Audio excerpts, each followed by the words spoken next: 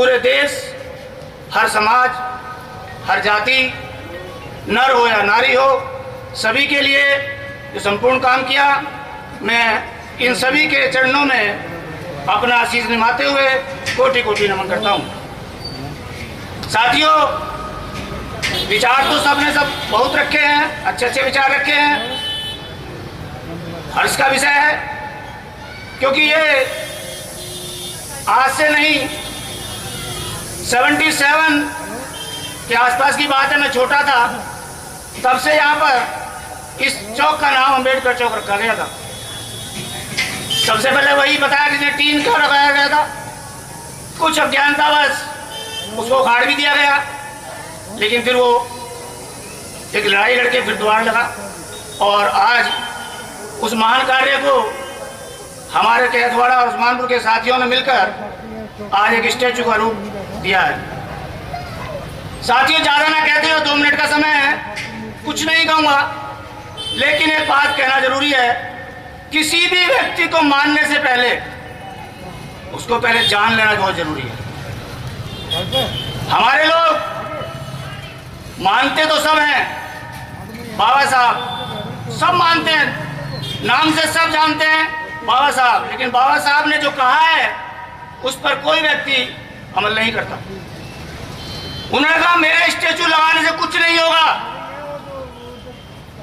मेरे स्टैचू लगाने से कुछ नहीं होगा।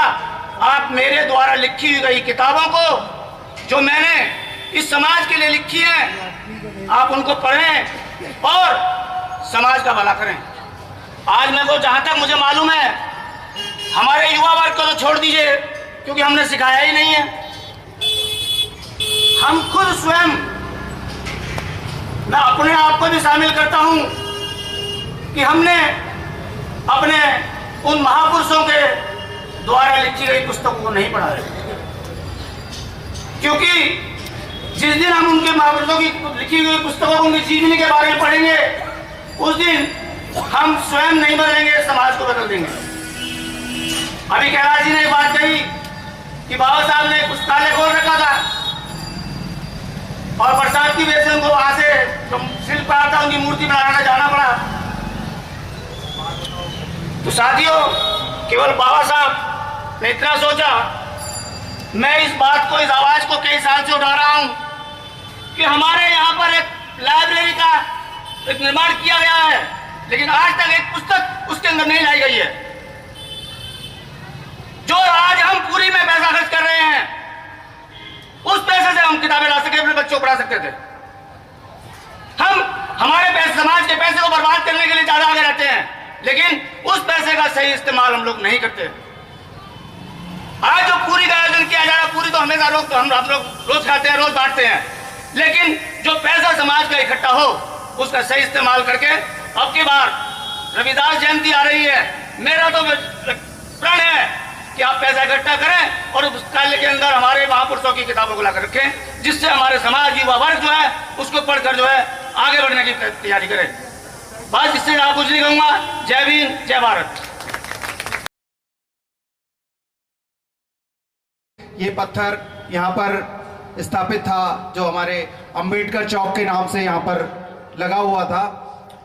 काफ़ी जर्जर स्थिति में हो चुका था अब तक, तो हमें देखकर बड़ा खेद भी होता था कि बाबा साहब के नाम से यहाँ पर पत्थर है और मतलब इस स्थिति में हो चुका है।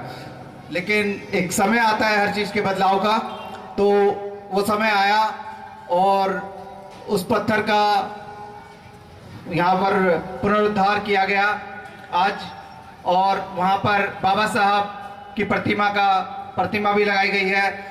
मैं ठाकुरदास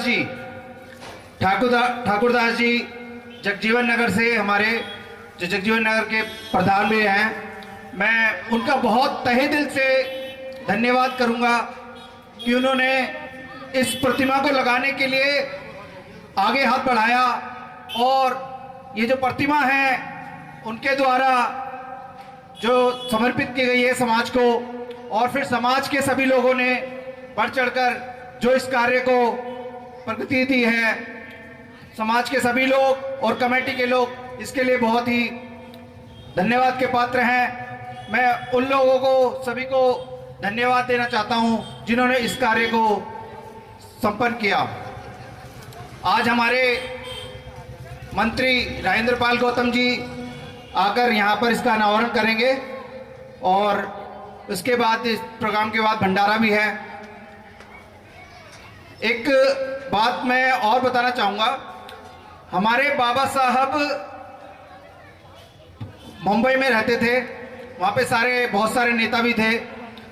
एक मूर्तिकार थे, शिल्पकार, वो सभी नेताओं की मूर्तियां बनाया करते थे। मूर्ति बनाने के लिए वो नेताजी को बैठाते थे। उन्होंने गांधी जी की मूर्ति बनाई, सुभाष चंद्र की बोस की मूर्ति बनाई और बाकी काफ़ी लोगों की मूर्तियां बनाई। तो वो हमारे बाबा साहब से समय मांगा करते थे मूर्ति बनाने के लिए, क्योंकि 4-5 घंटे का समय लगता है उस मूर्ति को बनाने के लिए। जब वो बाबा साहब बार बार उनको मतलब क्षमा मांग लेते थे उनसे कि मैं समय नहीं दे पाऊंगा, क्योंकि काफ़ी व्यस्त रहते थे हमारे बाबा साहब। फिर भी उन्होंने एक दिन उनको समय बार बार उनसे आग्रह करने पर उन्होंने बाबा साहब ने उनको समय दिया कि भाई ठीक है, आप बनाइए मेरी प्रतिमा। बाबा साहब आकर बैठे, उन्होंने प्रतिमा वहाँ पर गढ़नी शुरू करी। पत्थर की प्रतिमा जो थी वो गढ़नी शुरू करी। लगभग आधा 1 घंटा हुआ था, तभी वहाँ पर बहुत जोर से बरसात होने लगी। अब बरसात को देखकर बाबा साहब घबरा गए और एकदम उनसे क्षमा मांगकर वो वहाँ से जाने लगे। तो उन्होंने पूछा, क्या हुआ, आप क्यों जा रहे हैं प्रतिमा को अधूरा छोड़कर?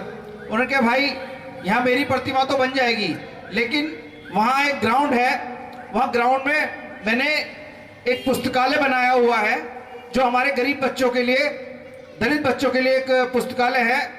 लॉ की किताबें थी उस पुस्तकालय में, कि अगर मैं नहीं गया, थोड़ी देर और बारिश हो गई तो वो पूरी पुस्तकें वो भीग जाएंगी और वो खराब हो जाएंगी।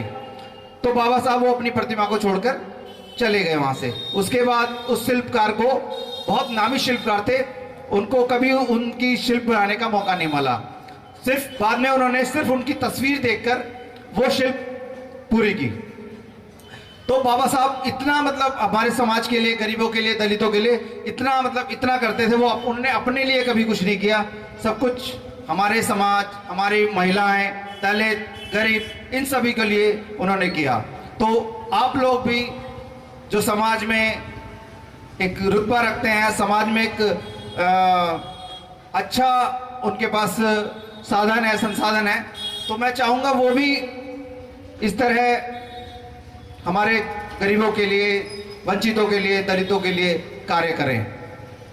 इसी के साथ धन्यवाद। Press the bell icon on the YouTube app and never miss another update.